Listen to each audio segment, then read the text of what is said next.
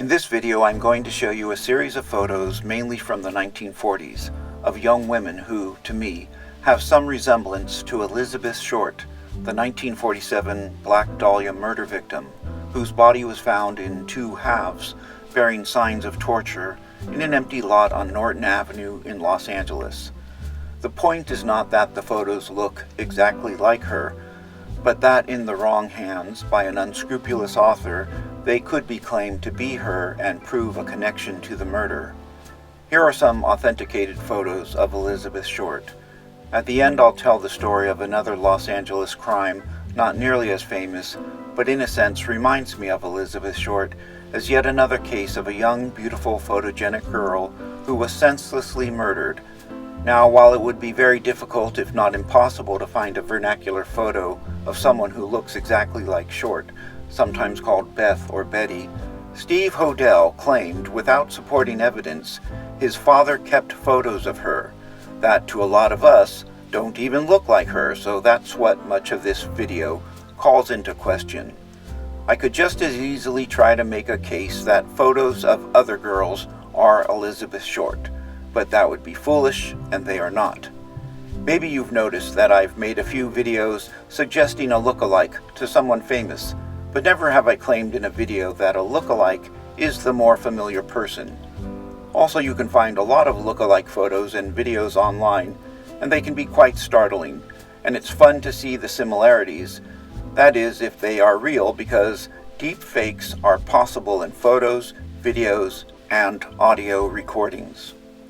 In 2003, Steve Hodel published his book, The Black Dahlia Avenger. He claimed his own father, without any evidence or previously known relationship to Elizabeth Short, was her murderer. He based his initial assumption on two photographs found among his father's possessions. Not, mind you, souvenirs taken from murder victims that one might expect a so-called serial killer to have stashed away. No, just two photos of two different women. As it turns out, Steve Hodel is very strident and insistent as an author. Of the two photos being the Black Dahlia, he wrote, "No question." In other words, in this and other claims, it's as though he said, "Don't question me. I'm the former homicide detective.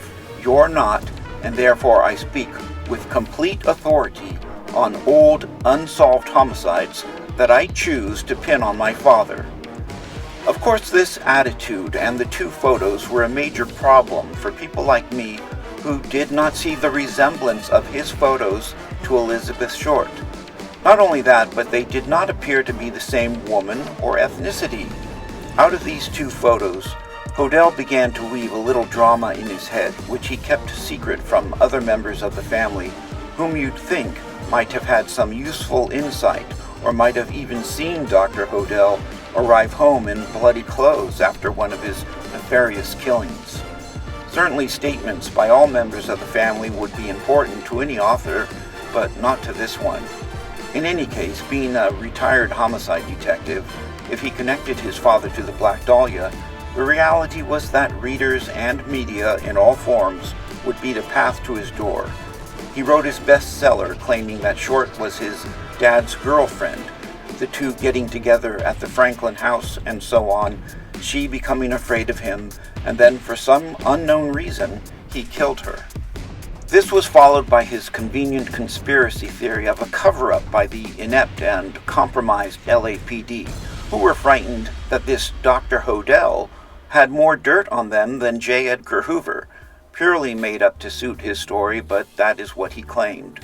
Books sold, appearances were made, and the tough, questioning, hard-digging, no BS investigative reporting that many of us grew up with in the late 20th century all but disappeared, and in this case, left the fact-checking to Larry Harnisch, who is without peer as America's greatest living expert on the case. Here again is Steve Hodel on the two photos he found, writing, "Absent hard evidence to the contrary, it is my position that both the nude and the standing photograph are Elizabeth Short." Do you understand how absurd that sounds and how badly that reveals on both his ability and integrity as an investigator? What a radical departure that is from critical thinking and the high bar required of a homicide detective, let alone what would be allowed to fly in a police department today. That's like rounding up the usual suspects and saying, absent hard evidence, this wino we picked up on Skid Row is the murderer of Cassie, the high school cheerleader. Of course, Hodel doubled down like some paranoid cult leader and said those who disagreed with him had a hidden agenda. And then it happened. The woman's granddaughter in the first or left photo identified her, having seen the photo on TV, along with Steve Hodel claiming it was Short. No, they said. She was an Asian actress in the 1940s, and she herself, Maria Marco, met with Hodel herself to prove it. So much for Hodel telling us, no question, that both women were Elizabeth Short. To his credit, more or less, he did inform the public about Model 1 and included the info in his follow-up investigations. Did he uncover the truth himself? No, but he's happy to let people think he did. Also, this bears some thought. Oddly enough, Dr. Hodel didn't murder the actress in his little photo album, did he? In fact, the actress, a living witness as to the character of long-gone Dr. Hodel, said he never got out of line with her. One might reason that based upon the fact Steve Hodel made such a huge and self-revealing blunder naming Model 1 Short, that he would consider his judgment less than reliable and call into question the whole faulty enterprise of creating a murderer out of his own father. But no, after that he continued to call Model 2, the woman he calls both the nude model and the reclining nude, Short, with a little less certainty, and ultimately gave himself an out, saying, 1, that it's possibly Short, or 2, another Los Angeles missing woman, or murder victim, because of course Dr. Hodel knew and killed them all, and 3, it doesn't matter anyway since he believes he has established beyond a shadow of a doubt that his father was the leading American serial killer of the 1920s, 1930s, 40s, 50s, and 60s. Yes, still the Black Dahlia killer and many other unsolved murders that most young people today have not heard of unless they happen to see a movie like David Fincher's Zodiac. Don't be surprised if some other movies are eventually made regarding the old Cleveland torso murders, the disputed Chicago William Herons murders, and the murders of Helen and Nancy Fromm in Texas, all of which are claimed by, you guessed it, Steve Hodel as his father's remarkable crimes. Despite his defensiveness and excuses about the photos, Steve Hodel enlisted a company that does photo facial analysis using its biometric data processing to prove that Model 2 is Short by comparing it to her established photos.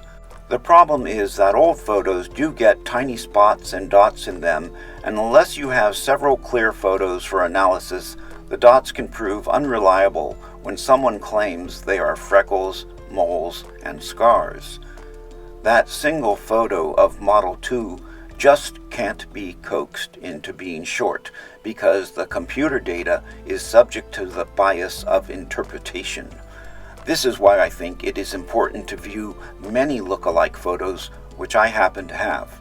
They too could be analyzed by a computer program, and even though some faces might be a 90% match, that doesn't make them Short. It just means the computer program is detecting a higher degree of similarities, which by the way could be done with landscape photos as well, meaning a computer could detect a high degree of similarities between a Martian landscape and areas on Earth, but Mars is not Earth. Besides, even if someone owned a real photo of Short in 1947, and several people did, it does not mean they killed her, right? In fact, she knew a lot of people, dated different guys, and several people who didn't know her confessed to her murder. They were all investigated and cleared. So after all was said and done with photo analysis, Hodel's Model 2 is still not regarded to be short as an undisputed fact, any more than the photo after photo of somewhat similar faces I'm presenting in this video are her. As unique as everyone thinks their looks are, there are many people with similar features and even dots in the same spots. Believe me, if there was the slightest real or weird connection between Dr. George Hodel and Short, her being his patient or she being good friends with someone he knew, it would have been dug up, but it wasn't and it hasn't. The Steve Hodel investigation into the Black Dahlia and dozens of other murders is completely unreliable, and the more time goes on, the more it is discredited. Yes, the LAPD bugged Dr. Hodel's house, but that's because he was a doctor and had a sex crime accusation against him. Virtually every local swinging fellow with a sex crime accusation and/or conviction was looked at, but due to the clean bisection of Elizabeth Short's body, area doctors were placed higher on the list, and he in particular because of the sex charge, but a jury found him not guilty of that charge. It seems clear he knew he was a Black Dahlia suspect and was being surveilled, depending on how you interpret some snarky small talk he made, found in the transcripts of the wire recordings. Also, I don't think people have thought about this, but when he was arrested, the police would have gathered evidence in the house, and if they had found a photo of Short, that surely would have made news, and if not that, acquaintances surely would have rushed to reporters saying they knew Hodel knew Short. This really cuts to the heart or bisected body of the failed claim of Steve Hodel that his father and Short were in a relationship prior to the murder. Had he not tried so hard to manufacture this for the book, and he instead kept Dr. Hodel a suspect that didn't know Short, he might have had more credibility. In the case of Dr. Bailey or Mark Hansen or Red Manley, there is much better documentation as to the probable or definite knowing of Short. Not so with Dr. Hodel. After the investigation of Dr. Hodel, the police had nothing on him, and not surprisingly, he was never on any city's murder suspect list again. He was a man who had a collection of art, some were gifts, he took photos as a hobby, he had some broken relationships, and he had kids to support, which he apparently wasn't very good at in terms of supplying a stable and affluent home life. No one in the society columns said he was a dazzling man about town. He was not Hollywood rich, not an elite in the posh upper levels of society, and not a known player in the low underworld of society among the likes of Mickey Cohen or any other vice lord. Nothing like that was ever printed in the papers, except his trial was followed for his morals charge, as they put it, with more condemnation for his accuser than for Dr. Hodel, though he made some weird statements, that's for sure, and his friends were not pillars of society. We've seen that Dr. Hodel had an album of photos with two females. The one on the left, Dr. Hodel knew as a model, and the one on the right, no one knows the connection yet, but of course everyone knows 1940s Hollywood and Los Angeles in general was filled with beautiful women who modeled, who danced in nightclubs and stage shows like the Earl Carroll Theater and the Florentine Gardens, who appeared in movies, in burlesque, in live theater, and as hostesses. People went to parties, met each other, and had their pictures taken. The beautiful Brenda Allen and other female criminals ran call girls, and some drugged men to steal from them in hotel rooms, or operated blackmail schemes with partners who entered the rooms with cameras catching them in the act. Hodel's Model 2 had bare shoulders, but to insist that she was nude is just a self-serving claim of intimacy between the model and Dr. Hodel that his son wants to establish without evidence. Of course, Steve Hodel isn't the only person to write a book on the Black Dahlia, nor was he the only son or daughter to claim their father was a previously unknown serial killer. Over the years, a number of books, websites, and documentaries on the Black Dahlia story have presented parallel investigations. Novels have been written, including James Ellroy's Black Dahlia, which was turned into a movie by Brian De Palma. Ellroy's own mother was murdered in Los Angeles, where he grew up as a boy, so naturally that had much to do with the trajectory of his career as a crime novelist. He wrote L.A. Confidential, and the movie is considered one of the finest police dramas ever made. Ellroy, like everyone at first, thought Hodel was on to solving the Black Dahlia case, or had quote-unquote solved it, but since then has backed away, as has, I think, much of the true crime community still interested in the case when they realized the con was on with the proliferation of other famous unsolved murders. Hodel wrote about trying to establish his father as an almost supernaturally gifted serial killer, able to conceal his sinister, evil genius crimes from state to state and decade to decade, sometimes killing men, sometimes women, once even a small child, and never any particular signature providing motivation from one murder to the next, yet always in the books providing a dubious reason why the cops couldn't catch him. What about John Douglas, former FBI profiler? What does he have to say, you ask? I've read his book, The Cases That Haunt Us, and he doesn't mention any LA doctor. He denies that it was done by a jealous boyfriend, a drunken suitor, or a woman. Douglas says the crime was the work of a male lust murderer, driven by fantasy, who had a need to punish and degrade Short. Of course there are female sadists, but there has never been one so much like a torture-inflicting man who did the things that were done to Elizabeth Short. Female murderers have on occasion dismembered bodies, but the sustained and specific activity you see in the Black Dahlia case is virtually unknown even among the most depraved female killers, and that includes those who partnered with male lust murderers. No one knows why the body was cut in half. Some say to make it easier to lift and transport, but then why across the midsection when in all other torso cases, of which there are many, killers removed limbs instead?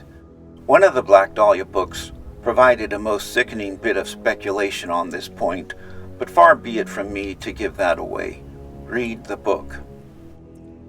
I hope that some of the photos I've shown will at least get some of you to question the "no doubt about it" claims made by Steve Hodel. No one looks exactly like Short, not even her own sisters. Model 2 could be one of the hundreds of 1940s models and actresses that look like the woman in the photo, and in a follow-up video I hope to show who some of those women could be. Beyond that, the photos I've shown in this video should make clear that there were other girls during Short's time that had similar looks, and that one must be careful not to be fooled by those trying to insist a photo of an unknown person is without a doubt a famous person, or worse, if the person they claim it represents went missing or was murdered, that it proves a criminal connection between the victim and another person. Basically, the remaining photo has been shot down anyway, and as time moves forward, the inclusion of the photo in future editions of Steve Hodel's weird narratives just serves to embarrass him. His claim was one of the most audacious in the history of crime publishing, and because of the novelty and the respect given his former profession, few at first wished to question the former detective. Moving on to a case 11 years after Elizabeth Short's unsolved murder, here's a photo of a 19-year-old girl. On December 2nd, 1958, her body was seen in a Malibu canyon by a person watching a nearby fire from a mountain road. The sheriff's investigators discovered that her body had been dragged down the cliff. This bare-shouldered photo of her reminded me of Hodel's Model 2 as soon as I saw it. When found, the beautiful young woman had been dead between 12 and 24 hours. She appeared to have been beaten about the face and had been stabbed directly through her heart. Reports of missing girls were checked, and her case took top priority. Her body did not show signs of drug use or a hard life. On the contrary, her face, hands, and hair indicated she was a girl who made regular trips to the beauty parlor. Always in the backs of the minds of detectives were the faces of other young women in the Los Angeles area whose murders had not been solved. Painstakingly digging through the brush on the steep side of the mountain, they found her clothing and a slip of paper with a name and address. Louise Trosper, North Avenue 53 in the Highland Park section of Northeast Los Angeles. As the search continued, another paper was found with an address on Glen Oaks Boulevard in Glendale and a telephone number. The killer had apparently tore up her address book and scattered the pages in the brush, thinking no one would find them.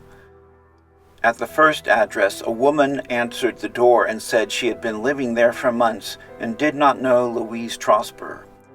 The sheriffs had better luck at the Glendale location. As they went to the apartment, two young men approached them asking if they were looking for Charlotte. One was a neighbor and one was Emmett Hubarth, Charlotte's friend, employer, and a Hollywood photographer. He had just come from the Glendale Police Department where he had reported her missing.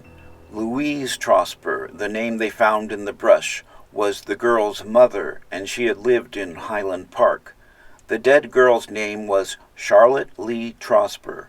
Charlotte was a pin-up model, and this fact alone added to the horror because just a month before, the super creepy LA photographer Harvey Glattman, who arranged to meet his victims through modeling agencies and singles clubs, had confessed to strangling 3 women to death after he had forced them to pose in photos.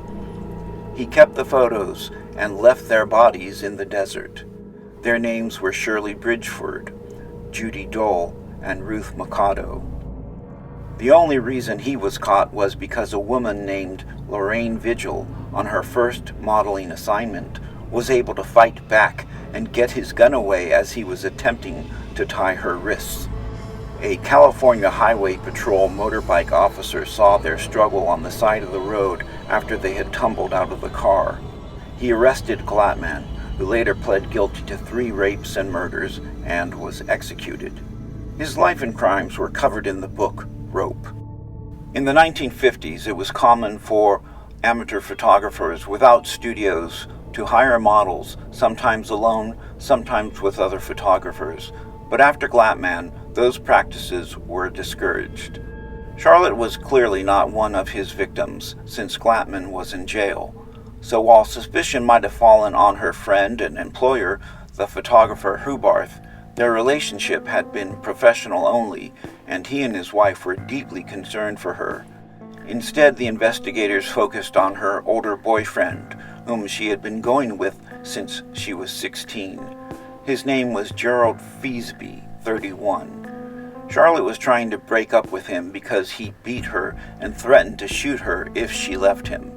Hubarth had taken a photo of her bruised face for the record and made an appointment for her with his lawyer to get a restraining order.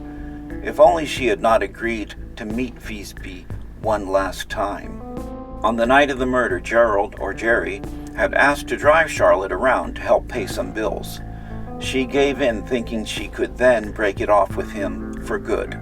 She was expected to do some work for Hubarth and his wife later that evening as they were moving the studio to a new location on Wilshire Boulevard, but she didn't show up, which greatly worried them concerning the circumstances, and of course they had the recent Glattman model murders haunting them.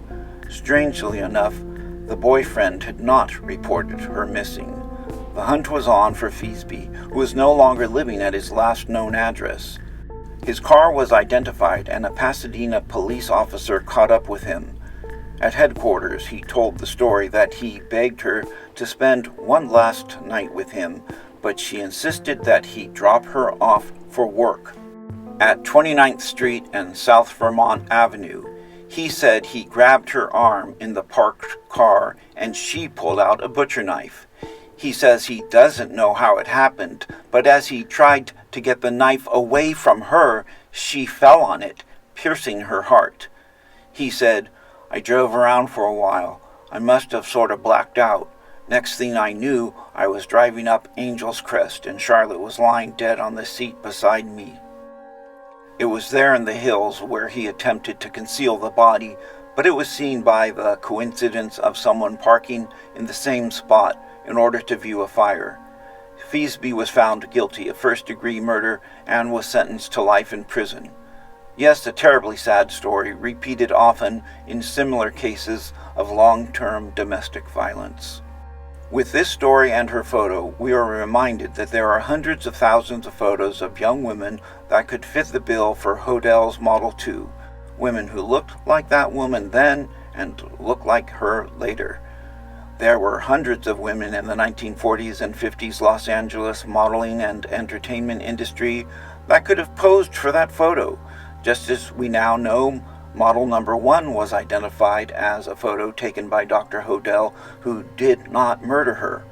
Beware the true crime author who insists that the public believe a photo of an unknown woman among his family members' possessions is a famous unsolved murder victim. Worldwide, there are plenty of cases of murderers like Glatman who kept photos of their victims, as well as others who kept audio recordings and videos of their victims, as scary as that sounds. We know this because the police discovered the evidence. Can anyone name one case where a son or daughter found a single photo that proved a connection between a deceased parent and an unsolved murder victim? Likewise, a man or woman who found a photo belonging to a spouse who passed away, proving the same? I'd like to hear it if there is one. Sure, it's possible, but I suspect rare in the extreme. Had Steve Hodel said the woman might be Elizabeth Short and that his father might have known and dated her, he would not so knowingly have disrespected the intelligence of the public. We're all gullible to some degree, especially when we are automatically trusting of a former police officer, just as we were taught to believe that school teachers and priests and ministers are the most honest in all society. The Steve Hodel books should forever be a warning to readers and actual criminal investigators everywhere of how not to elevate weak speculation to bold fact and claim something is proven when it is not. Otherwise, people will just start slapping obscure photos on every unsolved case and insisting they prove a connection that in reality is made up out of thin air. Worse, with today's technology, photo manipulation software and deep-fake video technology is really going to screw things up by framing innocent people, the equivalence of planting dirty evidence on a person. And with that, we remember and mourn the real Elizabeth Short, whose murder is unsolved. We remember and mourn Charlotte Trosper, Shirley Bridgeford, Judy Dole, and Ruth Mikado, all of whom had lives cut short by men who turned simple trust into an opportunity for murder. Thanks for listening, and if you like this well enough to leave it a like, I would appreciate it. Thank you.